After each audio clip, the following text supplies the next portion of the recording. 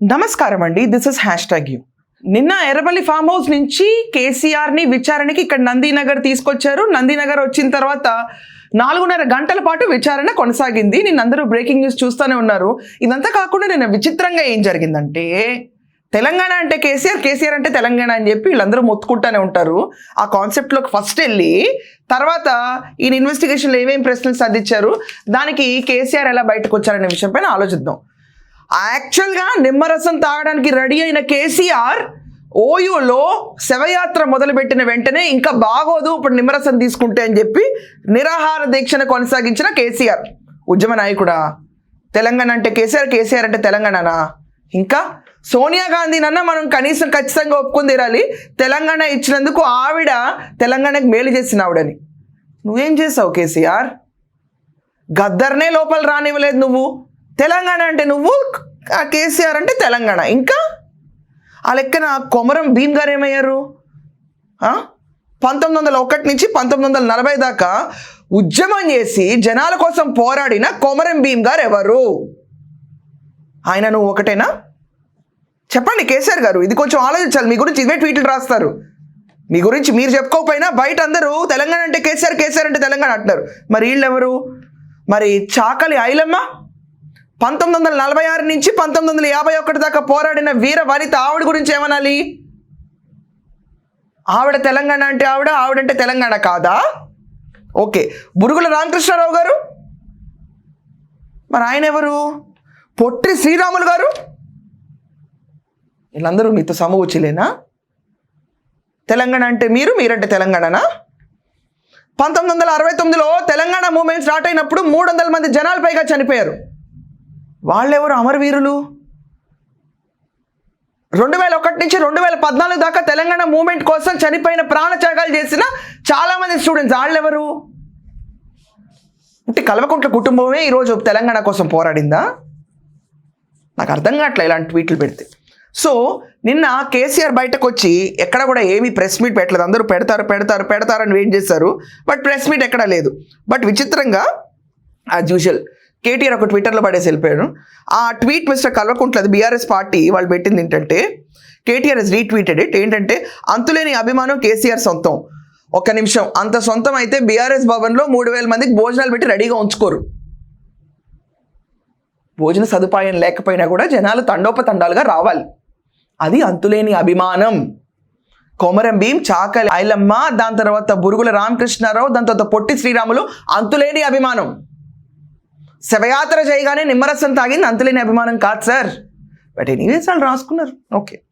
తెలంగాణ భవన్లో పోలీసులు పెట్టి బంధించిన బ్యారికేడ్లు బద్దలు కొట్టుకుని కేసీఆర్ గారు నందినగర్ నివాసం వైపు దూసుకుపోయిన గులాబీ సైన్యం. ఎంత బాగా రాసుకుంటున్నారు ట్వీట్లో మీరు.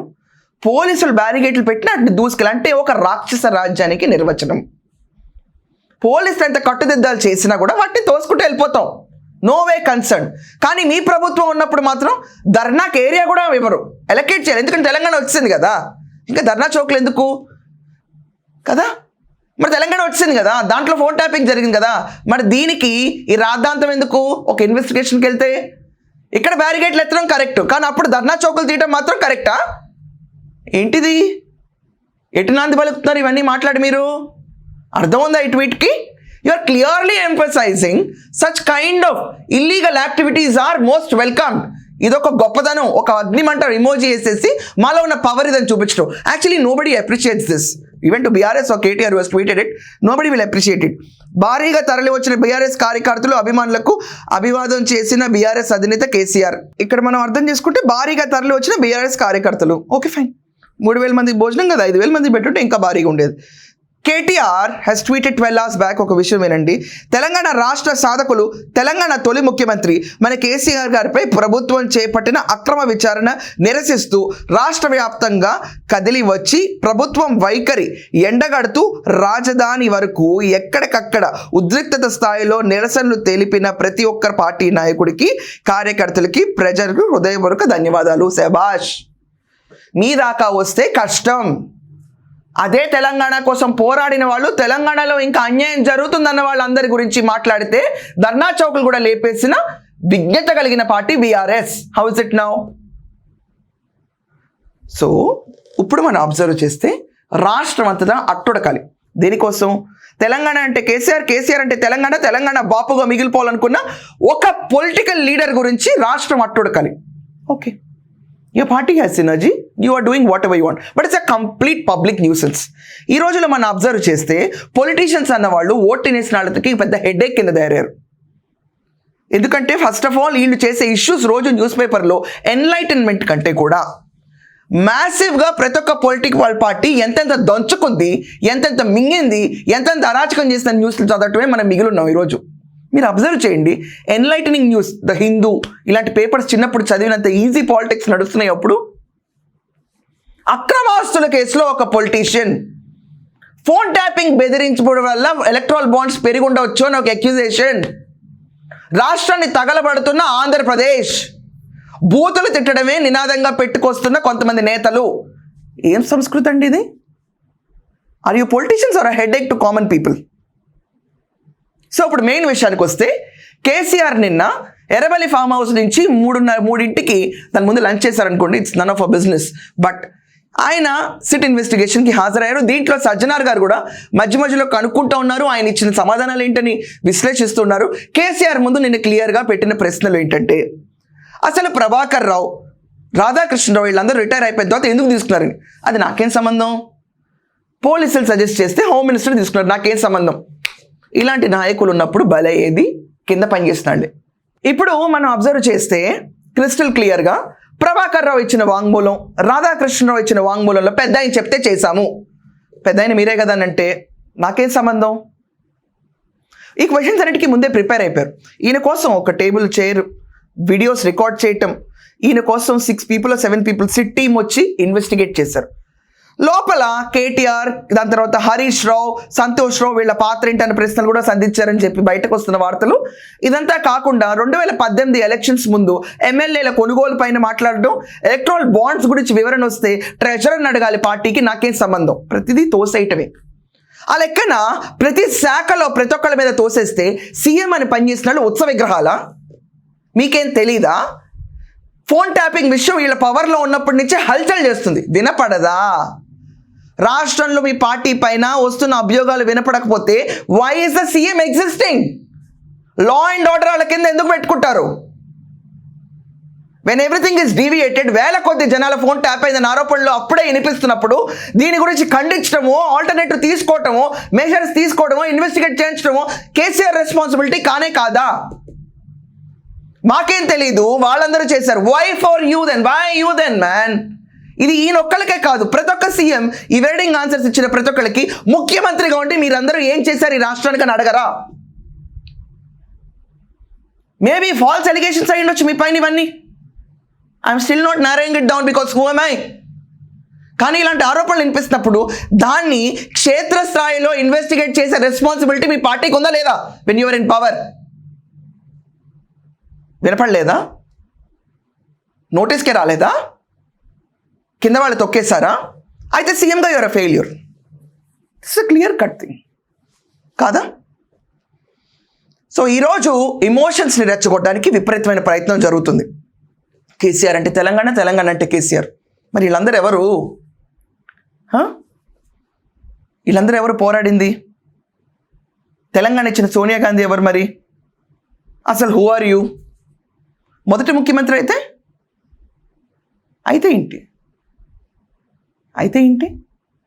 తెలుగుదేశం పార్టీకి ఇక్కడ ఓట్ బ్యాంక్ ఉంది, అక్కడ వాళ్ళకి ఇక్కడ పార్టీ ఆఫీస్ ఉంది.